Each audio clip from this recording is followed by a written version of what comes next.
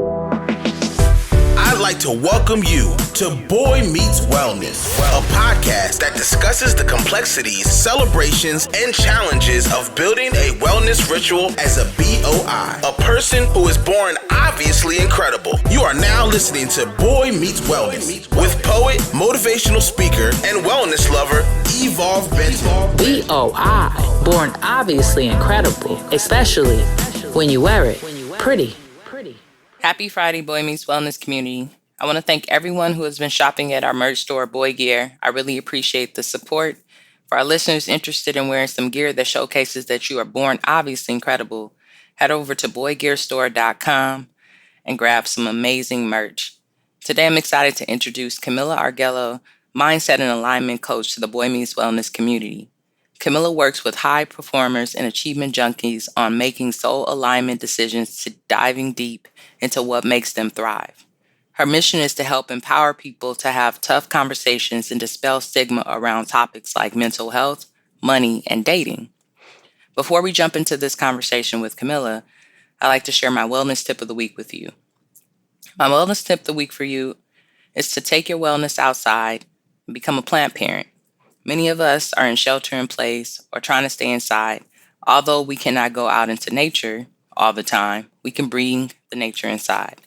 My partner has gotten some amazing plants the last couple of weeks from a group on Instagram called the Underground Plant Trade. So that's at Underground Plant Trade or at undergroundplant.trade on Instagram. This is a space where white folks are gifting plants to Black folks as a form of reparations, actually. There's so much power in healing and cultivating your green thumb. So I give this tip to you with some love because you might have a brown thumb right now, but just know that you can cultivate it into a green thumb if you practice and have the patience with your plants and doing this healing medicine. Today's episode is brought to you by Mar Media Productions. Mar Media is a media production team that produces and publishes and uplifts the stories and arts and journey of queer and trans and people of color and the people who make our lives incredible. I hope you enjoyed today's interview, and I hope you have an amazing weekend. Hello, world. Welcome to BOI Meets Wellness.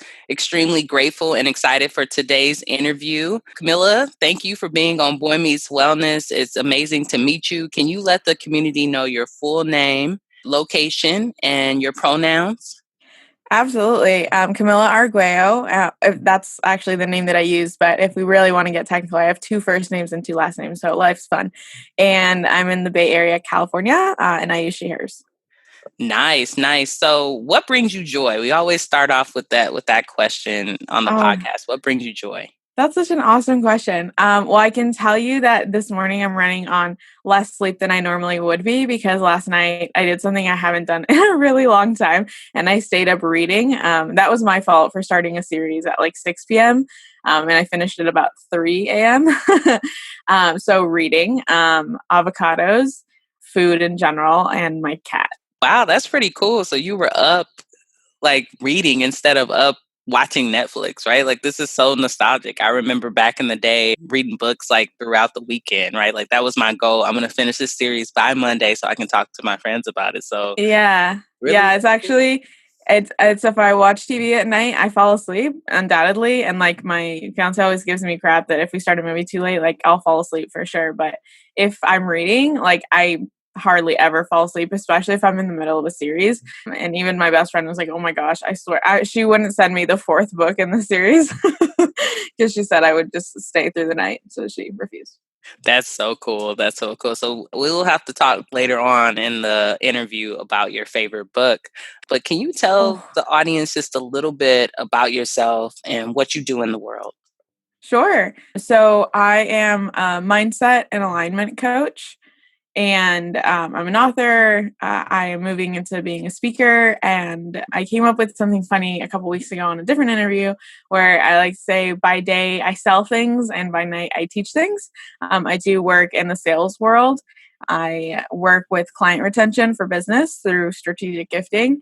So that's what I do by day. And then obviously every other time I'm doing a lot of other stuff related to like personal development and wellness and mental health. I'm really passionate about removing the stigma that exists around a lot of topics. So I'm usually doing something around that.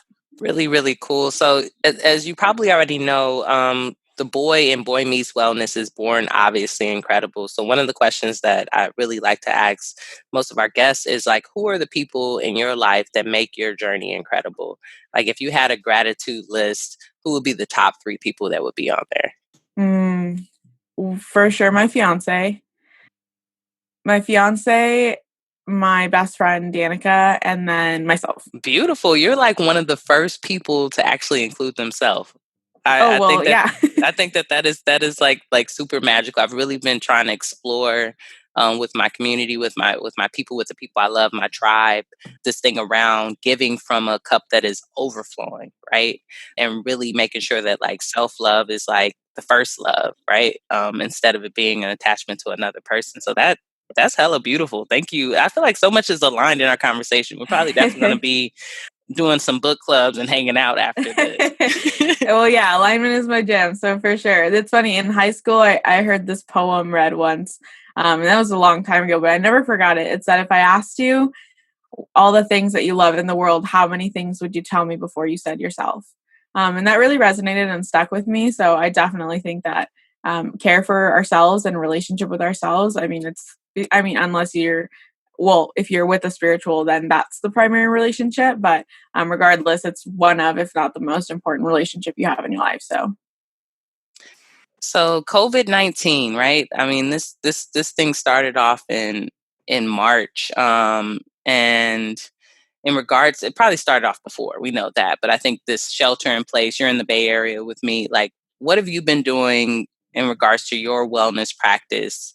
Since we're talking about self love, to make sure that you're able to show up with that full cup, for your clients and even for your day job, right? Like sales work is not easy. What are you doing to take care of yourself?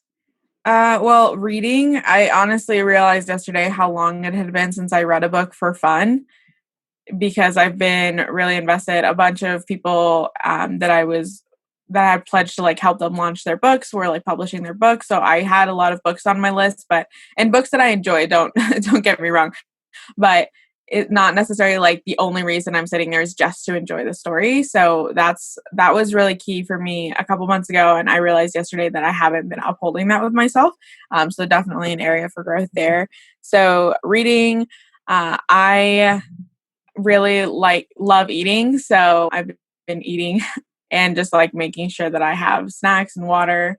And honestly, just like letting myself cry in inconvenient times. That sounds really weird, but I think that sometimes I get really wrapped up in the idea of like, oh, I'm in my work day and I have all these things to do and I have all these plans. Like I've been so busy, honestly, the whole time we've been in SIP, I've been busier than before. So it's inconvenient sometimes to feel emotions, and yet I was like emotionally hungover for a week because I wasn't letting anything out. And then I finally started talking to my best friend the other day and I started crying, and I remember thinking, oh my God, this is so inconvenient. Like we're in the middle of work.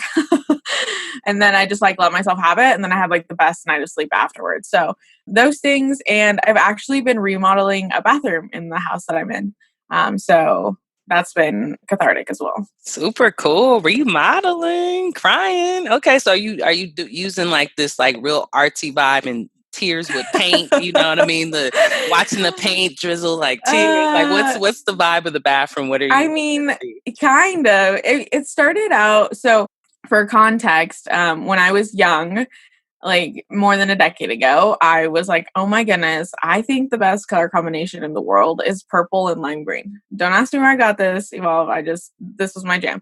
So my childhood bedroom got painted lime green and purple. Like all furniture was in those colors, and the bathroom did the same. So since I am staying at my parents' house right now, I wanted to give them a gift of not having to look at a bathroom in their house in lime green and purple anymore. So part of it has just been like very satisfactory, like, aha, it is gone. And then part of it has been like cathartic, like kind of like just watching the paint drip down the wall a little bit, because throughout this, like I've also been navigating like postponing my wedding and a bunch of other stuff. So I remember there was a day I was sitting on the edge of the tub and I was waiting for a coat of paint to dry, and I was just thinking to myself like, gosh darn it, like I really wish there was some more baseboard for me to just rip out of the wall because I could really use that right now. And yet all I can do is just paint softly. So it's been interesting. There's been variety for sure.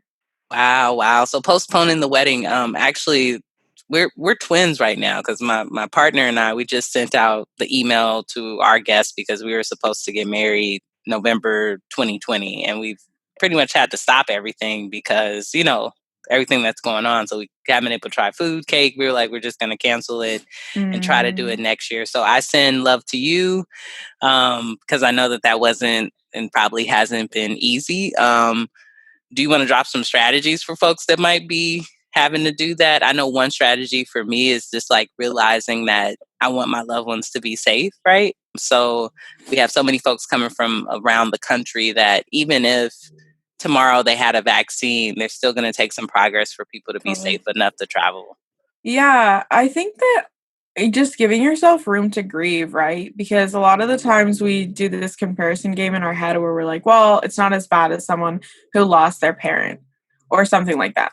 And for a while, I was kind of avoiding the emotional side of pushing out my wedding because I was like, well, it's not like I really, you know, wanted this huge big thing, and that's more like my partner's thing and not mine. And but at the end of the day, though, like it's still something that's challenging, and like I'm very much the logistical, like let's get this thing planned. Like Dominic gives me crap all the time that we weren't engaged for like a day before. I was like, okay, great. So here's what I'm thinking, or at least publicly engaged. And I think in that there's also room for growth and for patience. Like I have had to learn a lot of patience during this time. And one of the things that Dominic and I decided, actually, because this became the worst point of contention we've had in our entire relationship, was what we were going to do at the wedding. Most of my family is from out of the country, and we knew that the majority of them weren't going to be able to come anyways. However, for my brother and for a few people, I still obviously wanted them there and I wanted them safe. And so there was just no way it was going to happen when we thought it was going to happen. And so we were trying to plan, like, okay, what's our backup plan? How do we do this? How do we do that? And at the same time, I was trying to balance, the vendors and my own, like, I just love making decisions. I love having things done so I can work towards them. So not having a decision made for weeks was really grinding at me, besides the, like, we're definitely postponing. And it finally got to a point where I realized, like, right now we're isolated differently just because of everything going on right now. And I realized a lot of it was just strain from not being able to be physically present when we're making a really personal decision. And so we just like called any decision making off. So we're not making any decision. I have no idea what we're going to do, when we're going to do it. Who knows? And that was really freeing because now we can bounce ideas, we can consider things without the added pressure of like, make a decision now. And I think that that's something, regardless of like COVID, but in life, I think a lot of the times we put pressure on ourselves to decide now when there can be so much good found if we just can find some patience and just like let ourselves breathe on any subject. I like that a lot. I think that COVID, yeah, it stopped everything, right? Like it really stopped us in our place, and that relationship to patience is so important. And I think it also like brought me to like what's important to me, right? Like really, like even now, I was like, oh, I was buying clothes and buying things for socialization. Like this is not necessarily what I need, right? Like now that I'm not going to this thing, I'm not even like spending as much money, or so it's very interesting. So definitely in the grieving process, because we just sent the email out, and I had a moment the other day, and I told my partner, I was like, I think I'm actually sad about it, and I appreciate you bringing that back, that it's okay to be sad about it. I think as a person of color, as a queer person, especially at this time, sometimes I don't feel good being sad about first world problems, right? Like where people would say that, but I think that it's a part of the healing process and a part of doing the work. So you mentioned that some of your family is outside of the country, and I know when we talked, offline, you spoke about not being from the U.S. So can you tell folks a little bit about your upbringing, learning English, just a little bit about that side of your story? Because I think that that's really one of the most incredible parts that folks need to hear. Sure. So I'm from Colombia. I was born there just because everyone always is like, oh, you're Colombian, but like I don't know. People always ask weird questions like, are you full Colombian? I'm like, are there half Colombians? Like, I kind of get what they're getting at. And then they're like, but are you like from there or from there? And I'm like, what does that mean? So I was born in the country of Colombia. Both of my parents are Colombian. And we moved to the States in 2001. And when I moved, I knew one phrase in English, which was throw the ball. And I tested into a private school, and the test went really great because she said, oh, throw the ball. And I was like, man, I got this one. And I chucked the ball. Then she said, color with crayon and all these other commands. And all I kept doing was throwing the ball. So they wouldn't let me into first grade because I didn't know English. But that's fine. So I taught myself English because there wasn't an ESL program where I went to school. And I always like to say that was one of the first real challenges I encountered and walked through was English and what it meant. I mean, that was really the first time in my life I learned what color was. I like to joke that I quite honestly thought I was a little white girl because back home there are very few Black people in the city where I'm from. And so I didn't see a Black person in person until I was in the US, and it was one of my classmates. And I mean, when you're 5, you're like, what is happening? Like everything is just like, anything new is weird to you. And this kid knew it. Like he knew that I was just like, I didn't know what to do with myself in certain respects. Like I didn't know the language. I was like, oh my gosh, like I didn't realize there was so much variety in skin tones, I suppose. And he would always like run after me in the lunchroom with like, he'd lick a spoon and then hold it near me. And I don't know why, but I would always be like, what is happening? And then I received let's just say a lot of kids weren't very nice because I had an accent. And that was really the first time that I realized I was different. And what made me different was not being from the US and other things. And that's really I like to say when I started scheming how I was going to succeed in the very oftentimes whitewashed communities that we have. So I modeled my accent, hence why I no longer have one, after this girl named Jayla in my classroom because she spoke very, what I thought back then, perfect English. And it helped me later on because I quickly discovered accents were not a thing that you wanted. Because when you're older, now when I say that, people are like, oh my God, but accents are so sexy. And I'm like, yeah, when you're 30, not when you're 5. So yeah.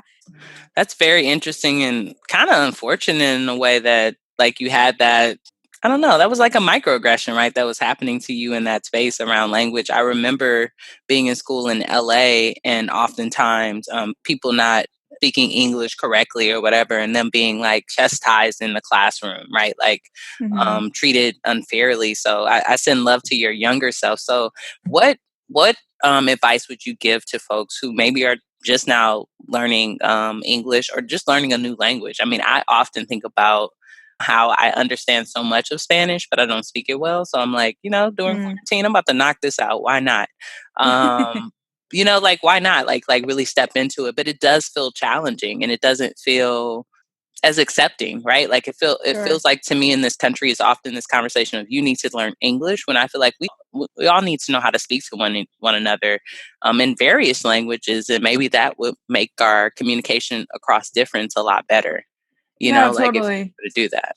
Yeah, well, I think so. Here's the thing about we hate sucking, point blank. Like that's why starting something new is challenging. That's why considering like a new relationship or anything that's new is daunting because we don't like being bad at something and we don't like not being good at it and not being perfect at it. So learning a language is just that, but blown up. I mean, the amount of times like I respect anyone who learns languages. Like languages are challenging and you have to rewire your brain in certain respects. And there's a lot that has to happen. So oftentimes people get really caught up in like, am I pronouncing things correctly? And instead of really focusing on just the enjoyment of learning something new and allowing themselves to be corrected, if that makes sense. And asking from a place of like, oh, is that how you say it grammatically? And not from a place of like, oh God, like I don't want to say it because I don't want to be wrong. Yeah, that's very true. That's very true. Definitely. I agree with that. So that's powerful. I mean, I think that it's really cool that you you picked a person, you learn the language, you use them as a model. I was watching an interview recently with Jamie Foxx, the actor, and he was doing all these different renditions of people. And I was thinking about like how powerful it is to really like to learn. I think to learn a different language, especially at a young age, it gives you so much power in understanding tone and how voices work. And I think that is so powerful that now, after all that experience, you're wanting to be a speaker and speak and lead. So I looked you up a little bit, because that's what I do. I research folks before we bring them on the show, and I seen that you got a book out, Swipeable, and that was really exciting for me because I'm like, oh, a fellow author. I see you in the building. So what made you write this book, and how were you able to write it while you were in school? Like, that's really cool. That's powerful. Yeah. So Swipeable. So it all started. It really all started when at the end of my senior year of high school, I got dumped right before senior ball. It's okay. I totally goaded him into doing it. So no hate there. But the relationship was definitely 100% over. Like it was one of those things like within 2 weeks, I was kind of like over it. And in that time, it was like when Tinder was first starting to be like a thing.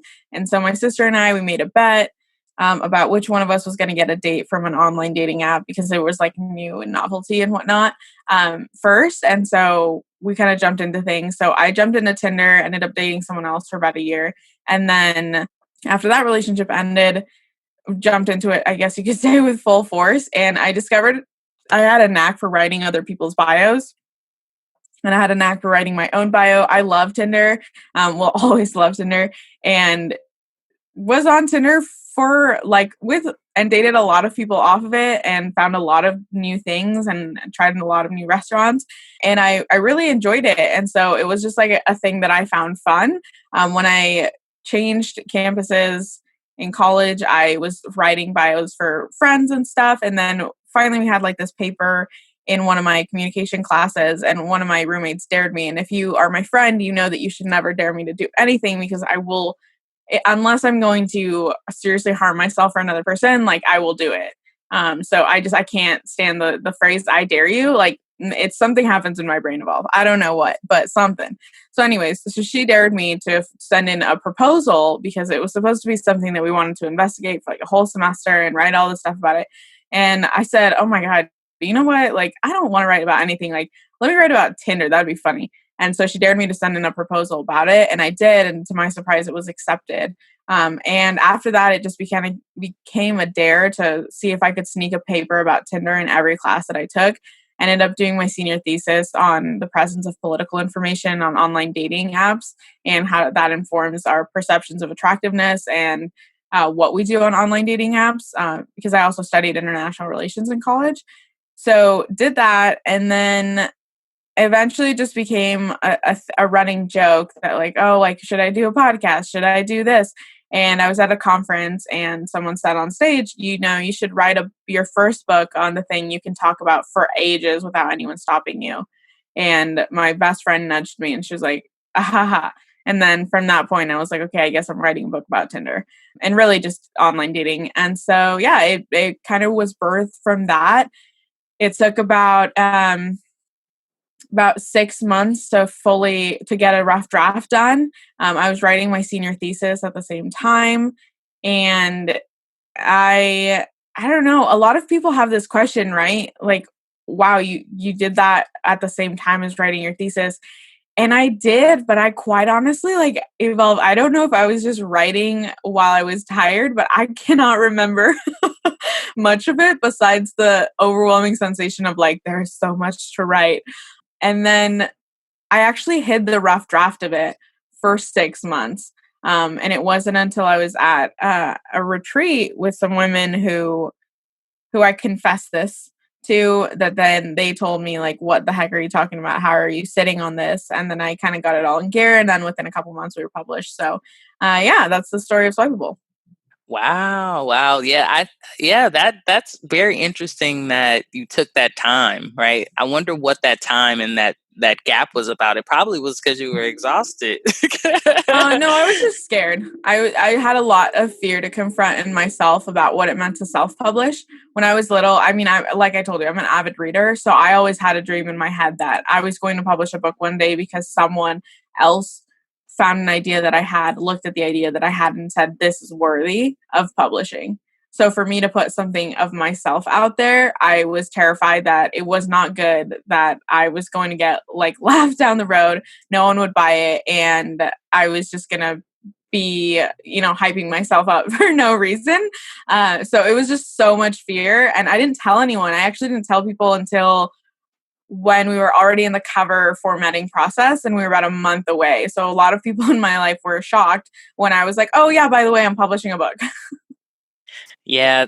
As a self-publisher myself, I can definitely say that a lot of that resonates. I call it imposter syndrome, right? And I think that the literary world has shifted so much that what I'm really trying to push people to do is to really shift to this mind of ownership, because a lot of folks will publish your book, and that's amazing. But a lot of the marketing that you end up having to do to push your book is all on you. Right. So it's Right. like ownership is so important when it comes to our stories, to our journeys, and to our intellectual property. And I think that at one time, the publishing model, and that's not just even in self-publishing books, that's even in music now. When you look at Chance the Totally. Rapper, Nipsey Hussle, all the folks who've been able to do it, rest in peace, Nipsey Hussle, all the folks that have been able to do it in that particular way on their own, it's because they went out on that limb. But now that folks have created the platforms and the technology is so easy, I mean, it's a beautiful thing. I'm thinking about actually writing my second book this summer, and I'm really excited about it. But I already know when it comes time to push it out that I'm gonna be extremely nervous. So my next question for you about Swipeable is, one, are there like maybe a couple of tips you can give folks on online dating, and really thinking about it in this COVID-19 era where people got to wear masks, they got a lot of things to think Yeah. about. How do we get over, because now we're not only getting over the stigma of some of the stereotypes that are there, but now safety. And then my second question for you is, if there's one tip that you can give a person who's sitting here right now, sitting on their book, right? Because you were sitting on your book for 6 months. I feel like I was sitting on my book for almost 3 years. Mm. So if someone's sitting on that book, what's a tip of advice you can give to them to move it forward, and some tips for online dating? Sure.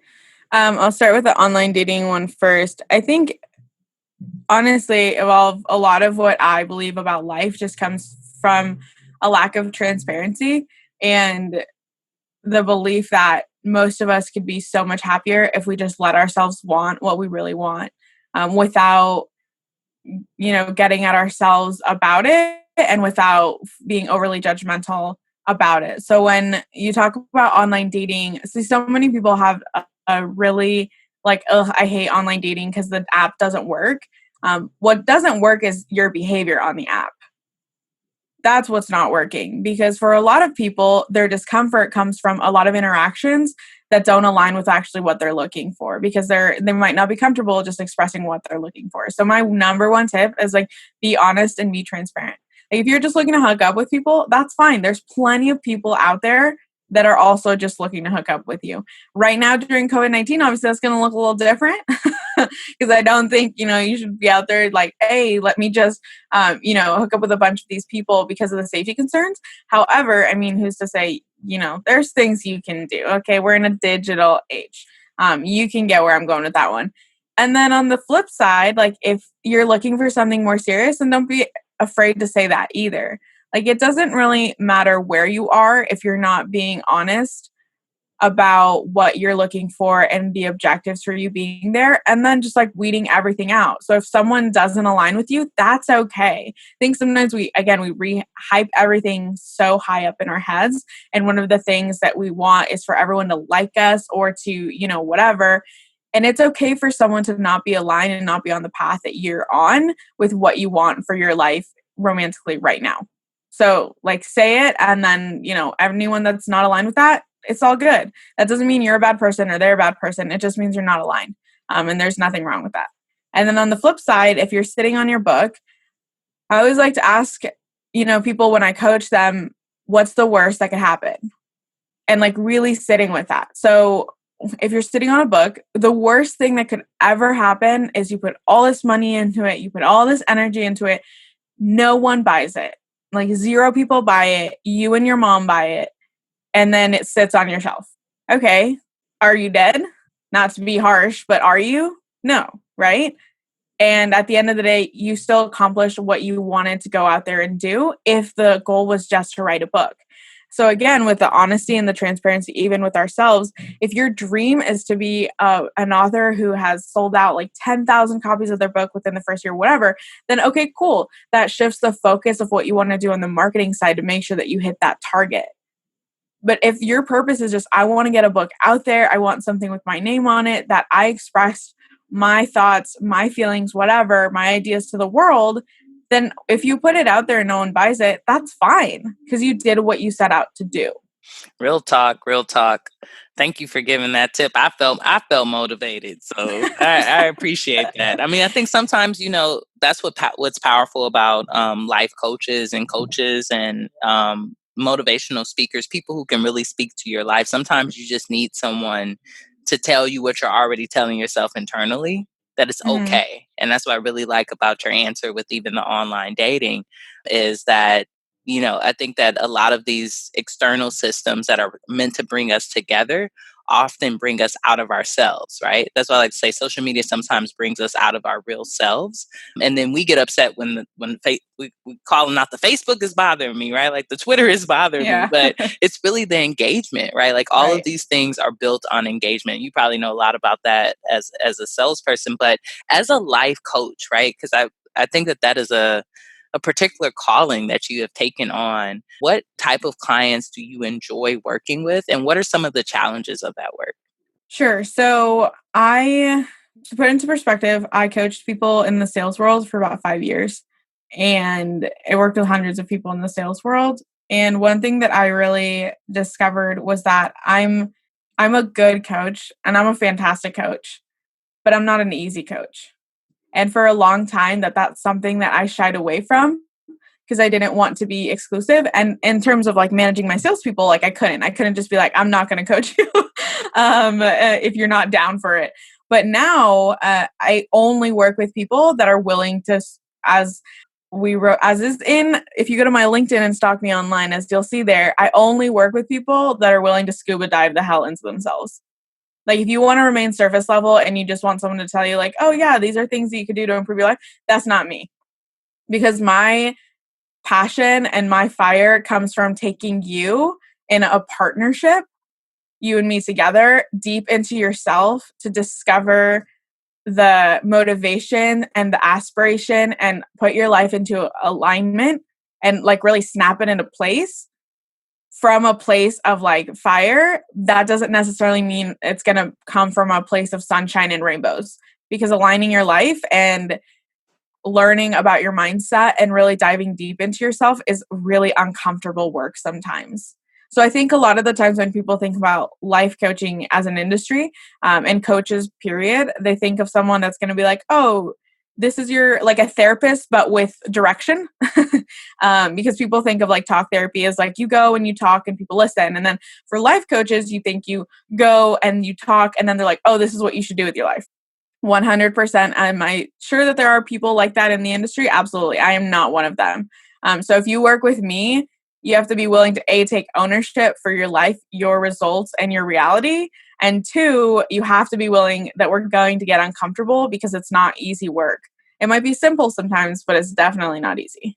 Nice. So do you have a life coach? Do you have a therapist? What got you into wanting to support people in this particular way? I've done lots of therapy in the past. I don't currently work with a therapist. And right now I'm kind of in between. I'm deciding what type of coaching / therapy I want next, just what area of my life. I usually now gravitate towards like going really deep on a certain area of my life or a certain type of coaching. So like last year, for example, I hired a sex coach, which was really just a beautiful like 6 months spent learning about myself and a lot of things to do with my own relationship with myself, which was funny because, people hear sex coach and they're like, oh, so right now I'm kind of in between. I think my next step is going to be into trauma work. So I'm going to be working one-on-one with people, unpacking like a lot of not just my trauma, but also like generational stuff.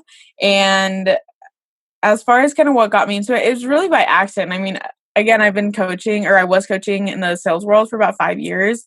And I was in a lot of arenas where I am really good. Like my zone of genius is really in helping people find clarity around decision making. And I just had more people over time just tell me like, Camila, you need to be a coach. Camila, you need to be a coach. Camila, you coached me in 2 minutes and I quit my job. Not that that's what everyone should do, by the way, but just things like that over time I was like, oh, wow, I don't know. And then I realized like, but the reason I wasn't doing it was because, again, I was terrified of people not wanting to pay me for that or stepping out on my own limb and doing all of that. So over time, it just kind of became a gradual like, okay, great, we're doing it. And so that's what we've stepped into in the past couple months. I see you. I see you. So step into your fear and come out with confidence. That's definitely, I think, a part of your journey and something that continuously has came up in today's conversation. So before we head into our last segment of the show, which is called Boy Talk and Hop, it's kind of like a fill in the blank fun time that we'll have. Fun. I have a couple more questions for you. Where do you see yourself in like 5 years? Because it seems like you're pretty, you say you planning things ahead of the game. Where do you see yourself in the next 5 years? What does that manifestation look like? Yeah, 5 years, according to my psychic and healer and mentor, I will have children by then. So we'll see about that one. I honestly think in 5 years, I really see myself taking my scholarship foundation. So Swipeable, half of the sales go towards building a scholarship foundation for refugee and asylee kids to either go into technical school or go into higher ed. So I see myself taking my scholarship foundation like out of the kind of planning stages and into like action stages. If I could fund when I fund 5 full rides within the next 5 years, that'll be really like the goal that we've been working towards by 2025. And I don't know what I'll be doing sales wise. I will probably still be in the sales world, maybe not in the same, like to the same extent that I am right now. But I do love being in the sales world and I love my job. So we'll probably stay there. And then, it's crazy because my partner, Dominic, has never really wanted to move out of the Bay Area until very recently. Like I was living out of state for a few years and I came back because he wanted to be here. So in 5 years, I don't know. I think there's potential that we could be living somewhere else that's not the Bay Area. He's really enamored with Austin right now. So potentially we could be there. Or otherwise, like, I don't know, traveling the world. So I will be typing on a laptop and thinking about something and probably writing a book somewhere while funding scholarships and, working on making sure my local community and my global community is also something I'm aligned with. There you go, my 5-year plan. Beautiful, beautiful. You mentioned a psychic. So I don't think I've asked a guest this, but I think I'm going to add this on as a question. When is your birthday? Like, when's your birthday? Do you know all your moon, your rising, all my stuff, all the signs? I honestly don't know much about that. I'll leave that to the experts. But my birthday is August 29th, so I'm a Virgo if you care about astrology. Nice. I'm a Leo, so like I'm right before you. But I appreciate Virgo energy. Some of my closest friends and one of my favorite cousins, shout out to Cali, he's a rapper in Los Angeles, is a Virgo. So yeah, I have a special place in my heart. Yeah, Virgos we're pretty dope, not gonna lie. And I'm also a generator in human design, if you follow that at all. I have no idea what that means, but I'm sure I should learn about it. I will ask you after the call. I'll ask you more offline, definitely, about it. And it also realizes that like Virgos are very close to being very logistical and pay very close attention to detail. So this makes so much sense of why you were mentioning all that about the wedding. Like this makes so much sense. I remember my cousin when he was younger, he had his shoes all organized by color, size, would clean them every week. He's just very systematic. I've never been that way. So yeah, it's just part of our, I color coded my notes always. And still now I catch myself color coding notes now as an adult. And I'm like, and people are like, what? And I'm like, how do you read things in all black? I don't get it. It doesn't make sense. So couple that with my personality, like, yeah, it's fun. So before we jump into Boy Talk and Hop, how can folks get involved with your work? How do they follow you? How do they get to know you? If someone wants to be your next client, how do they do that? It was just bouncing between. Okay, so you can laugh with me or at me on my Instagram and read my late night thoughts at Camila_Ari, ARRI, 1L in Camila, otherwise it means stretcher in Spanish. And then if my website remodel is done when you're listening to this, then you can probably head to Camila Ari Nudo, NUDO.com for my website. Nice. And how do they support your foundation, your scholarship project? Is that just by buying a book, or is there another way folks can support that? Yeah, totally. I am open to accepting donations. So if you'd like to support directly, you can definitely Venmo me or PayPal me. PayPal would probably be better just to make sure I can send you a receipt of all that. We should be 501c3 certified by next year. So that's something that I'm working on just to make sure that obviously donations are tax deductible. But if you don't care about that, please feel free to send me money now. Otherwise, you can buy as many copies of my book that you would like to. And I promise half of the sales price from them will go to to the Scholarship Foundation.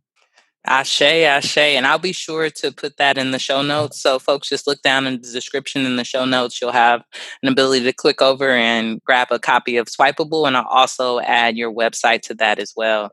So let's jump into this last segment, which is called Boy Talk and Hop.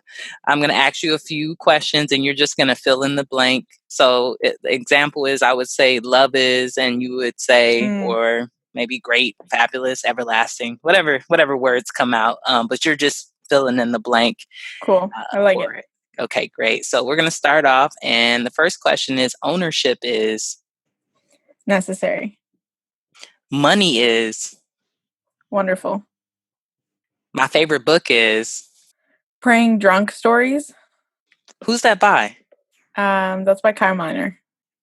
Nice. I'll make sure I put that in the show notes as well for folks. Wellness is? Underrated. My favorite food is? Oh my God. Avocados. You got to give us another one. We got avocados in the beginning. I know. Okay. If I only could sustain my body with 3 foods, it would be potatoes, avocados, and probably plátanos. So there you go. Oh, I love plátanos. If you could spend any day with anyone, dead or alive, who would it be? What would you do and why? My grandmother on my mom's side. And I would just want to learn more about our roots, a lot of the healing in our family, and just talk. Shouts out to the grandmother energy. Love is? A choice. Sex is? Work. I don't think I've heard that one yet. It is. And last but never least, Camila is? Amazing. Thank you so much for being on Boy Meets Wellness. Really appreciate you being here, sharing your story, sharing your life, sharing your journey, and all the work that you're doing to ensure that people have incredible journeys after you. I think that it's very courageous and very beautiful to hear and see. Thanks for having me, Evolve. This was really awesome. I feel like I say this a lot, but this was truly like one of the most fun and kind of different styled interviews that I've had. So I appreciate you and the work that you're doing, and I'm grateful to have been a part of it today. My name is Camila Arguello, and I'm BOI, born obviously incredible. Thanks for listening to Boy Meets Wellness. Stay connected on and off the show by following us online at Boy Meets Wellness. That's boy with an I. Until next time, go be incredible.